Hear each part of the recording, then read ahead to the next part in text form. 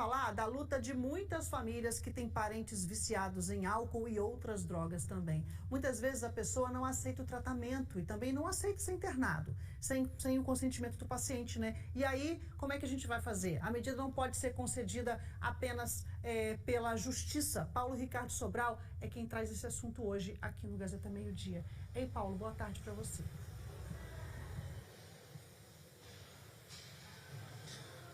Pois é, Rafa, durante essa reportagem a gente conseguiu, né, apurar as informações que existem 3 tipos diferentes de internações. Aquela quando o paciente topa, né, aquela quando é pedida por algum tipo de profissional e aquela que mesmo quando o paciente não aceita, né, ele é internado justamente porque as pessoas acreditam, os especialistas acreditam que aquela internação deve ser feita para que ele não tenha complicações. Nós ouvimos histórias de pessoas que não passaram por internações, pessoas que passaram por internações e vamos ver qual a opinião delas a respeito disso na reportagem.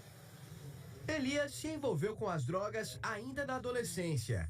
Saiu de casa por causa do vício aos 14 anos. Me envolvi com crack, cocaína, maconha, todos os tipos de drogas ilícitas eu me envolvi e daí pra frente eu fui indo pra rua, me entreguei às drogas. Hoje, livre do vício, ele acredita que poderia ter evitado tudo isso se tivesse tido a oportunidade de se tratar numa clínica para dependentes, mesmo que contra a própria vontade. Naquela época não tinha tantas clínicas igual tem hoje, a oportunidade de ter clínica a cada uma esquina. Minha família também não tinha tanto conhecimento de clínica, então se tivesse hoje a oportunidade de ter uma internação compulsória de uma vez, a pessoa acho que já se recuperaria bem rápido. A advogada especialista em direito da família, Giovana Renaud, explica que existem 3 tipos de internação para pessoas com problemas com drogas. A lei permite a internação voluntária, que é quando o paciente ainda vê necessidade de internação e ele por si só escolhe estar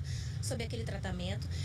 A lei permite também a internação involuntária, que é quando o paciente questiona a necessidade da internação ao médico psiquiátrico. Esse médico produz um laudo, ele precisa enviar esse laudo ao Ministério Público e aí após essa análise o paciente ele é internado. E por último a internação compulsória, que ela só se dá por meio de decisão judicial. Após a decisão, o Estado tem que providenciar o tratamento. Em relação às decisões judiciais, em início, elas costumam até ser rápidas, mas elas requerem muitos requisitos, como, por exemplo, um laudo psiquiátrico. E muitas vezes essas pessoas estão em situação de rua. O Estado, ele coloca, além de colocar obstáculos, ele recorre judicialmente e depois espreme a pessoa num protocolo de tratamento extremamente curto, o que é inadequado. É o que ele acredita que aconteceu com o músico Elias Belmiro, encontrado morto no mês passado no centro de Vitória, a quem representava judicialmente. O protocolo do Estado estabelece cerca de 30 ou 60 dias para dar alta à pessoa que está incapacitada por causa das drogas. Então ele tem cerca de 30 dias para se recuperar. Recuperando-se ou não, essa pessoa ela é retirada do sistema.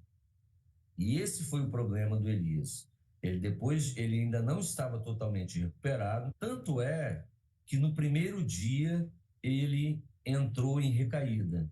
Segundo a Secretaria de Estado da Saúde, no ano passado, das 2.713 internações em saúde mental no Espírito Santo, 847 foram compulsórias e 1.866 por solicitações administrativas.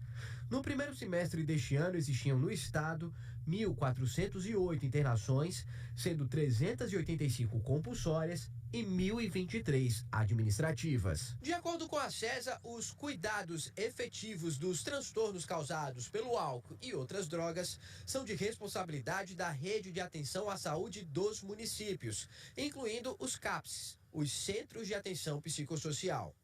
Caso haja a necessidade de uma internação, são os profissionais do município que devem acionar o Núcleo Especial de Regulação de Internação do Estado. Mas em Vila Velha, os profissionais do CAPS acreditam que esse não é o melhor caminho.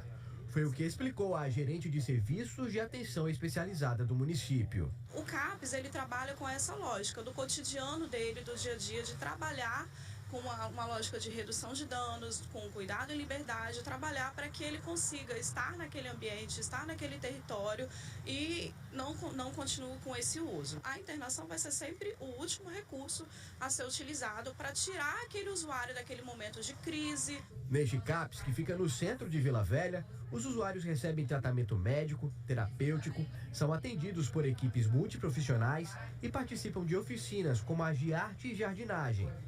Luan teve problemas com as drogas desde a adolescência.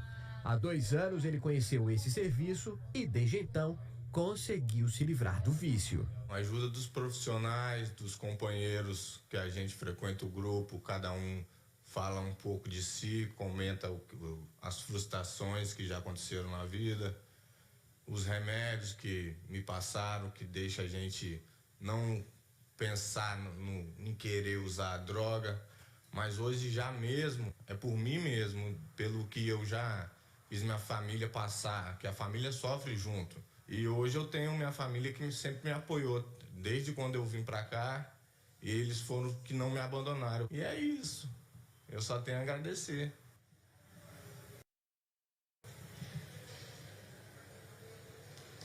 A gente viu aí na reportagem as informações que foram repassadas pela Secretaria de Estado da Saúde e ao longo também da própria reportagem a gente viu algumas dúvidas que surgiram aí. Estou aqui ao lado de Tadeu Marino, que é subsecretário de Atenção à Saúde. Muito obrigado pela participação, subsecretário. A primeira pergunta que a gente faz sobre a alegação do advogado que acredita que esse tratamento por 30 dias da internação compulsória não seria suficiente para a recuperação daquele paciente. O que é que a Secretaria de Estado de Saúde tem a dizer sobre isso? Boa tarde. Boa tarde.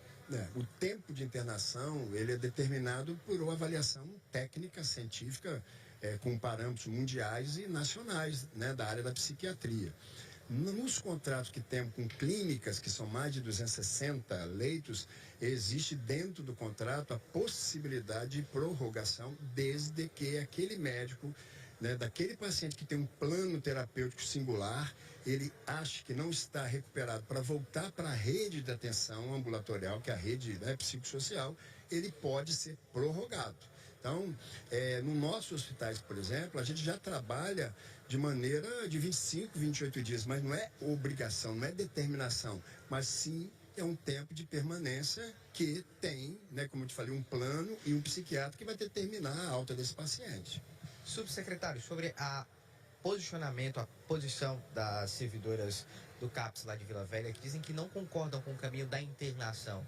Qual o posicionamento da SES a respeito disso? Bom, eu também concordo com elas. O importante é que a gente possa implantar uma rede muito robusta de atenção psicossocial. E o governo, ele trabalha nessa lógica.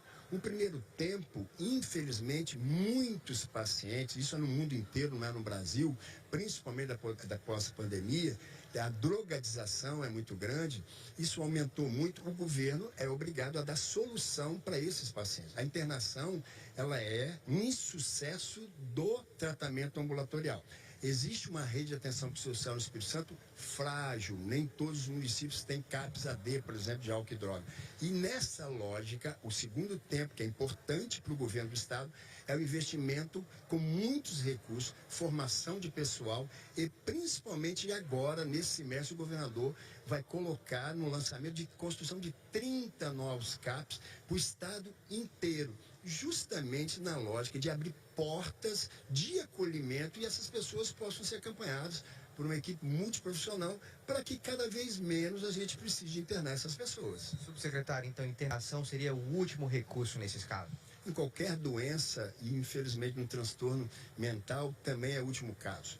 Significa que esse paciente, aonde tem uma rede constituída, ele tentou medicações, ele tentou terapia multiprofissional de psicólogo, psiquiatra, e que ele tiver um surto ou insucesso, muitas dessas internações são compulsórias por isso mesmo, ou seja, existe um laudo médico, uma determinação judicial e a gente interna. E elas representam, infelizmente, 30% de todas as nossas internações.